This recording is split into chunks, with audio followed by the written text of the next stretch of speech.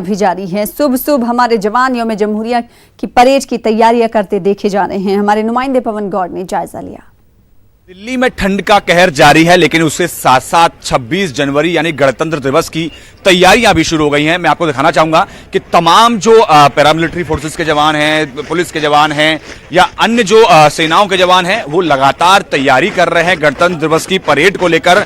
और यहाँ क्योंकि 26 जनवरी को ये जो राजपथ का जो एरिया है, ये जो रास्ता है, ये राजपथ है, यहीं पे वो 26 जनवरी गणतंत्र दिवस की परेड होती है और इसमें सभी लोग शामिल होते हैं। तो उसकी लगातार तैयारियां तकरीबन 1 महीने पहले से शुरू हो जाती हैं और आप देख सकते हैं कि तमाम जो सेना के जवान हैं वो यहाँ तैयारी कर रहे हैं। कड़कड़ाती ठंड में लोग अपने घरों में बिस्तरों में दुबके हुए हैं, लेकिन सेना के जवान हर समय मुस्तैद रहते हैं और यही नजारा आपको यहाँ आज राजपथ पर देखने को मिल रहा है।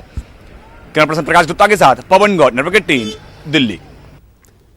उधर पंजाब में भी ठंड ने लोगों की जिंदगी मुतासिर करती है। सर्द हवाएं लोगों को घरों के अंदर रहने पर मजबूर कर रही हैं। पंजाब के फरीदकोट में ठंड ने रिकॉर्ड ही तोड़ दिए हैं। फरीदकोट पंजाब का सबसे ठंडा इलाका बन गया है। इलाके में कम से कम दर्जे हरारत 0.7 डिग्री सेल्सियस रिकॉर्ड किया गया है।